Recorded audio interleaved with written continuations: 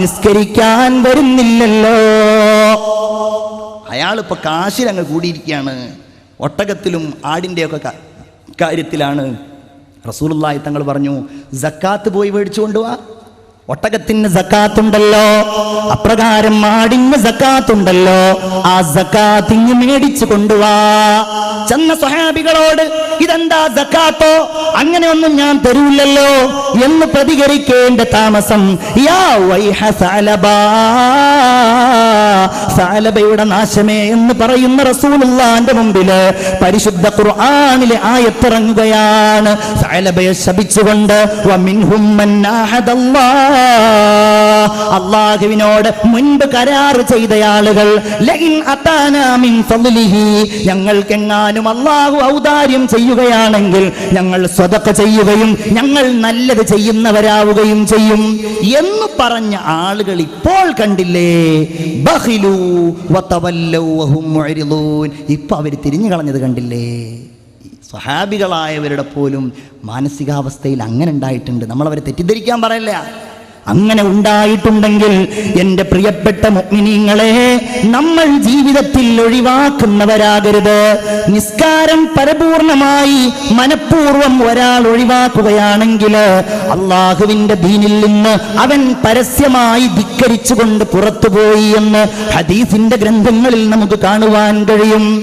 ഉസ്താദ് ഇവിടെ പറഞ്ഞുവല്ലോ നേരത്തെ, ആദ്യമായി അവന്റെ പരീക്ഷണങ്ങൾ മുഴുവൻ അവന്റെ നിസ്കാരവുമായി ബന്ധപ്പെട്ടുകൊണ്ടാണ്. മരണം സുഖകരമാകുന്നത് നിസ്കരിക്കുന്നവർക്കാണ്. ഇല്ലാത്തവന്റെ മരണം വളരെ പരാജയമായിരിക്കും. അവന്റെ ഖബറിന്റെ ഏകാന്തതയിലേക്ക് അവന്റെ നിസ്കാരം കടന്നു വരികയും ഖബറിൽ നിസ്കാരം അവന് സ്വാന്തനമേകുകയും ചെയ്യുമെന്ന് ഹബീബായ നബി മുഹമ്മദ് മുസ്തഫ. നിസ്കരിക്കുന്നവർക്കൊരു പ്രയാസം ഉണ്ടാവില്ല, മനസ്സിന് സമാധാനം ഉണ്ടാവും, മനസ്സിന് ശാന്തി ഉണ്ടാകും. അങ്ങനെയാണ് ആത്മാർത്ഥമായിട്ട് അള്ളാഹുവിലേക്ക് മുൻനിർത്തി നമ്മൾ ഓരോന്നും ഒരിക്കൽ പോലും പിഴക്കാതെ മരണം വരെ നിസ്കരിക്കുന്ന ആളുകൾക്ക് ഒരു പ്രയാസം ഉണ്ടാവില്ല, ഒരു തിടുക്കം ഉണ്ടാവില്ല എന്ന് ഖുർആൻ. ഒരു തിടുക്കം അവർക്കുണ്ടാവില്ല, ദുന്യാവ് വാരിക്കൂട്ടാനുള്ള അത്യാഗ്രഹം ഉണ്ടാവില്ല. അപ്രകാരം എന്തെങ്കിലും ഒരു സങ്കടം വരുമ്പോഴേക്ക് പ്രയാസം ഉണ്ടാവില്ല, അല്ലേ?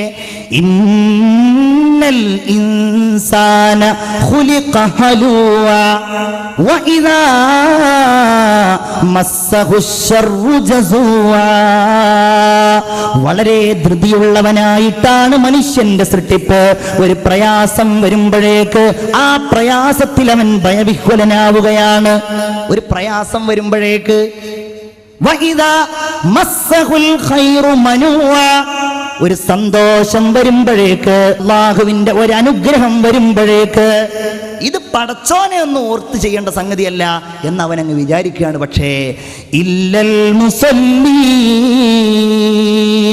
അല്ലദീന ഹും അലാ സ്വലാത്തിഹിം ദായിമൂൻ, നിസ്കാരം പതിവാക്കിയ ആളുകൾ ഒഴികെ അല്ലാഹു തആല ആ വിഭാഗത്തിൽ നമ്മെ എല്ലാവരെയും ഉൾപ്പെടുത്തുമാറാകട്ടെ.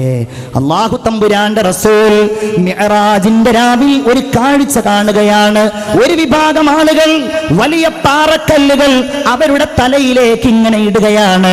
യാ ജിബ്രീൽ, ഇതേതാണ് ഈ വിഭാഗം എന്ന് ചോദിക്കുമ്പോ അവിടുന്ന് പറയപ്പെടുകയാണ്, ഹാഉലാഇല്ലദീന, ഈ വിഭാഗം എന്ന് പറയുന്നത് തതഫാഖലു റൂസുഹും അനിസ്സലാ, നിസ്കാരത്തെ തൊട്ട് തലഭാരമായവരാണെന്ന് ഹബീബായ നബി മുഹമ്മദ് മുസ്തഫ സല്ലല്ലാഹു അലൈഹി വസല്ലം പറയപ്പെടുകയാണ്. നിസ്കരിക്കാത്ത ആളുകൾക്ക് ഖബറിൽ പ്രത്യേകമായ ശിക്ഷയാണ്. വലിയ പാമ്പുകളെ അല്ലാഹു നൽകുമെന്നാണ്. ഫലാ തസാലു ഫലാ യസാലു ഫിൽ ഖബരി മുഅസ്സബൻ ഇലാ യൗമിൽ ഖിയാമ, അന്ത്യദിനം വരെ ഖബറിന്റെ ഉള്ളിൽ അവൻ നിസ്കരിക്കാത്തവർ ശിക്ഷിക്കപ്പെടുമെന്ന് ഹബീബായ മുഹമ്മദ് മുസ്തഫ. നോക്കൂ നിങ്ങൾ, ഒരിക്കൽ റസൂലുള്ളാഹി ദുആ ചെയ്തു, അല്ലാഹുമ്മ ലാ തദഅ ലനാ ശഖിയ്യം വലാ മഹ്റൂമാ, പടച്ചോനെ ഞങ്ങളുടെ കൂട്ടത്തിൽ നീ പരാജിതനെയും അപ്രകാരം നിന്റെ അനുഗ്രഹങ്ങൾ തടയപ്പെട്ടവനെയും നീ ചേർക്കല്ലേ എന്ന് ദുആ ചെയ്തു. എന്നിട്ട് ചോദിച്ചു, സഹാബാ, നിങ്ങൾക്കറിയുമോ ആരാണ് ഇപ്രകാരം പരാജിതനും അതുപോലെ അനുഗ്രഹങ്ങൾ തടയപ്പെട്ടയാളും? ഇല്ല നബിയെ, ഞങ്ങൾക്കറിയില്ല. എന്നാൽ നിങ്ങൾ കേട്ടുകൊള്ളുക, താരിഖുസ്സലാ, നിസ്കാരം ഒഴിവാക്കിയവനാണ്. അല്ലാഹു തആല പരലോകത്തേക്ക് മഹ്ശറിലേക്ക് ഒരുമിച്ച് കൂട്ടുമ്പോ നിസ്കാരം ഒഴിവാക്കിയ ആളുകളുടെ അവരുടെ മുഖം മുഴുവൻ അല്ലാഹു കറുപ്പിച്ചുകൊണ്ടായിരിക്കും ഒരുമിച്ച് കൂട്ടുക എന്ന് ഹബീബായ നബി മുഹമ്മദ് മുസ്തഫ സല്ലല്ലാഹു അലൈഹി വസല്ലം. ഇങ്ങനെ തീരാത്ത ശിക്ഷകളാണ് അവർക്ക് വാഗ്ദാനം ചെയ്യപ്പെട്ടിട്ടുള്ളത്. ഒരിക്കലും തീരാത്ത ശിക്ഷകൾ. ഖബറിൽ നിന്ന് ഓരോ ചോദ്യങ്ങൾ ചോദിക്കുന്നതാണല്ലോ. ആ ചോദ്യത്തിന് ഓരോന്നിനും മറുപടി പറയാൻ കഴിയുക മുഅ്മിനീങ്ങളെ അല്ലാഹു തആല തൗഫീഖ് ചെയ്യുമാറാകട്ടെ. നിസ്കരിക്കുന്നവർക്ക് മാത്രമാണ്. റബ്ബ് ആരാന്ന് ചോദിക്കുമ്പോൾ അല്ലേ, നിസ്കരിക്കുന്നവനല്ലേ അല്ലാഹു റബ്ബി എന്ന് പറയാൻ പറ്റൂ? അല്ലേ? അപ്രകാരം നിന്റെ റസൂൽ ആരാണെന്ന് ചോദിക്കുമ്പോൾ നിസ്കാരത്തിലാ നബിയോട് സലാം പറഞ്ഞവർക്കല്ലേ, സ്വലാത്ത് ചൊല്ലിയവർക്കല്ലേ നിന്റെ റസൂൽ മുഹമ്മദ് നബിയാന്ന് പറയാൻ പറ്റൂ? നിന്റെ ഖിബ്ല ഏതാണെന്ന് ചോദിക്കുമ്പോ വൽ കഅബത്തു ഖിബ്ലതീ, മുന്നിട്ട് നിസ്കരിച്ചവർക്കല്ലേ അത് പറയാൻ പറ്റൂ? നിന്റെ ഇമാം ഏതാണെന്ന് ചോദിക്കുമ്പോ വൽ ഖുർആനു ഇമാമി, എന്റെ ഇമാം, എന്നെ നയിക്കുന്നത്, എന്റെ എല്ലാം ഖുർആനാണെന്ന് പറയാൻ കഴിയുന്നത് നിരവധി ഓത്തുകൾ, നിരവധി പാരായണങ്ങൾ ആ നിസ്കാരങ്ങളിൽ നിർവഹിച്ചവർക്കല്ലേ സാധ്യമാവുകയുള്ളൂ. അല്ലാഹു തമ്പുരാൻ നമുക്കതിന് തൗഫീഖ് ചെയ്യുമാറാകട്ടെ. അല്ലാഹു നമുക്ക് നിസ്കരിക്കുന്നവരിലും ആ നിസ്കാരത്തിലൂടെ അല്ലാഹുവിലേക്ക് അടുക്കുന്നവരിലും അല്ലാഹു തമ്പുരാൻ നമ്മെ എല്ലാവരെയും ഉൾപ്പെടുത്തുമാറാവട്ടെ. കുല്ലു നഫ്സിൻ ബിമാ കസബത് റഹീന ഇല്ലാ അസ്ഹാബൽ യമീൻ ഫീ ജന്നാതി യതസാഅലൂന അനിൽ മുജ്രിമീൻ മാ സലകകും ഫീ സഖർ ഖാലൂ ലം നകു മിനൽ മുസല്ലീൻ. എന്താ അല്ലാഹ് പറയുന്നത്? കുല്ലു നഫ്സിൻ ബിമാ കസബത് റഹീന, ഓരോ ശരീരവും അവർ ചെയ്ത കുറ്റങ്ങൾ കൊണ്ട് പിടിക്കപ്പെടും. ഞാൻ ചെയ്തതുകൊണ്ട് ഞാൻ പിടിക്കപ്പെടും, നിങ്ങൾ ചെയ്തതുകൊണ്ട് നിങ്ങൾ പിടിക്കപ്പെടും. ഓരോരുത്തരും അവനവന്റെ പാപം ചുമക്കേണ്ടി വരും. അല്ലാഹു തമ്പുരാൻ ചൂണ്ടിക്കാണിക്കുകയാണ്, അങ്ങനെ പിടിക്കപ്പെട്ട് കഴിഞ്ഞാൽ ഒരു വിഭാഗം അതിലുണ്ടാവുകയില്ല. ഇല്ലാ അസ്ഹാബൽ യമീൻ, വലതുപക്ഷക്കാരായ ആളുകൾ ഒഴികെ.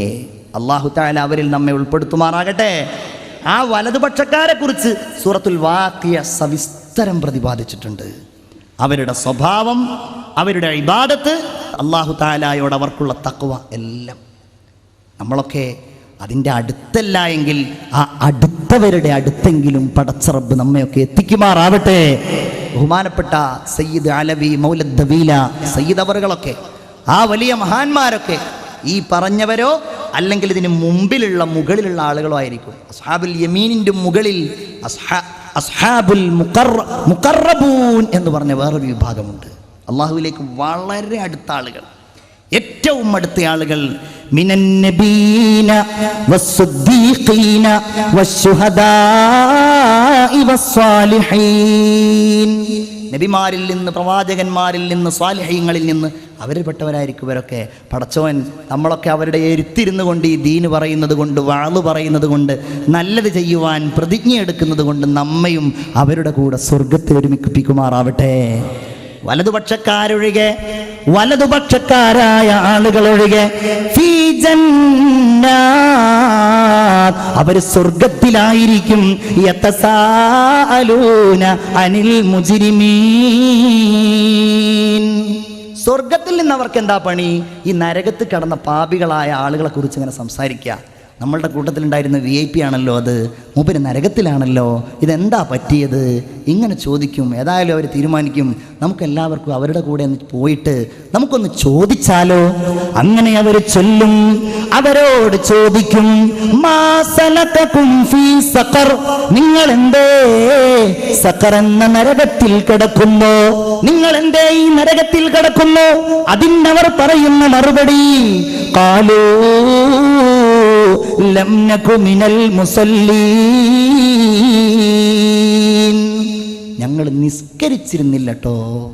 ഞങ്ങളെല്ലാം നല്ലത് ചെയ്തിരുന്നപ്പോഴും ഞങ്ങൾ നിസ്കരിച്ചിരുന്നില്ല, ഞങ്ങൾ പാവങ്ങൾക്ക് ഭക്ഷണം നൽകിയിരുന്നില്ല.